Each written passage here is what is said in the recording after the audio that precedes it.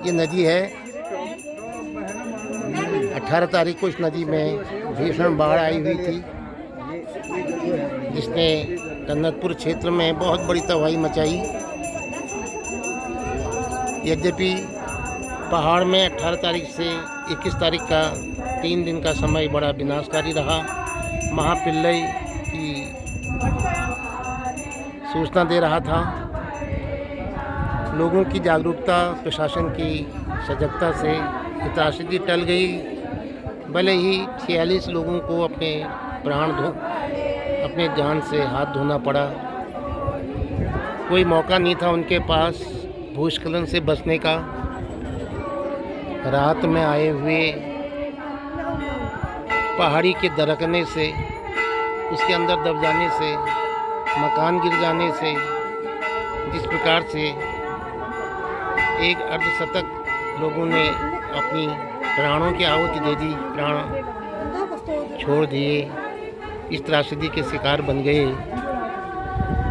3 दिन के बाद आज मौसम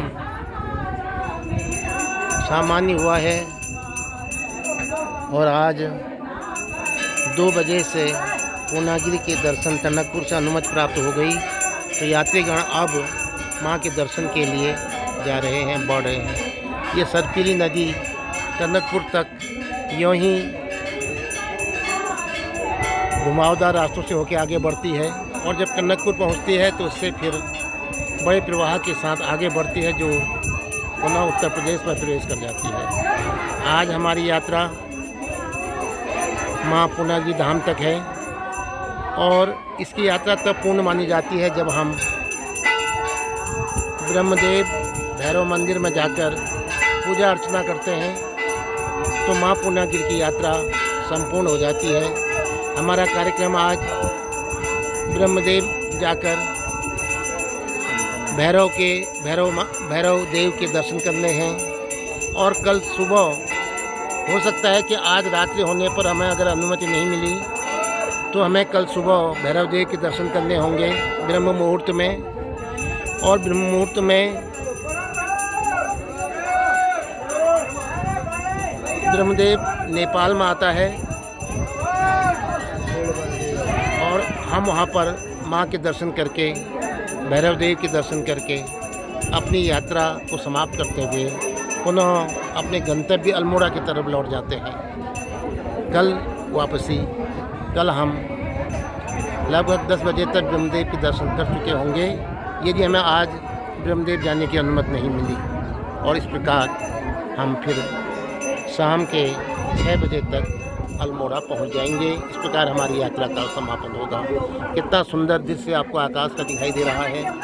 सामने की नेपाल की पहाड़ियाँ जंगलों से लदालद भरी हुई। कहते हैं कि नेपाल एक गरीब देश है। कहाँ गरीब देश है, जिस देश के पास इतनी वन संपदा हो और शारदा नदी भी भारत और नेपाल की साझी नदी मानी जाती है। तो इतना जल प्रवाह हो, इतना जल स्रोत हो, तो वो देश तो गरीब हो ही नहीं सकता है। उत्तराखंड में नदियों की भरमार है। हिमालय से निकलने वाली नदियाँ बरस भर पानी से भरी रहती हैं। यदि इन नदियों में जल विद्युत योजनाएं बनाई जाएं तो हम अपने उत्तराखंड को ही नहीं, पूरे देश को और यहाँ तक कि उन देशों को भी बिजली आपूर्ति कर सकते हैं जिन्हें इसकी आवश्यकता है। आवश्यकता इस बात की है कि शासन प्रशासन यहाँ के जल स्रोतों का भरपूर उपयोग करे। कहते हैं कि पहाड़ की जवानी और पहाड़ का पानी यहाँ से बाहर चला जाता है, उसका उपयोग पहाड़ में नहीं हो पाता है। आज आवश्यकता है कि पहाड़ की जवानी और पहाड़ के पानी का अब उपयोग किया जाना चाहिए। ऐसी जल विद्युत परियोजनाएं बनाई जानी चाहिए जिससे कि भारत विश्व का सबसे नंबर 1 पहला स्थान पर विद्युत उत्पादक देश बन सके।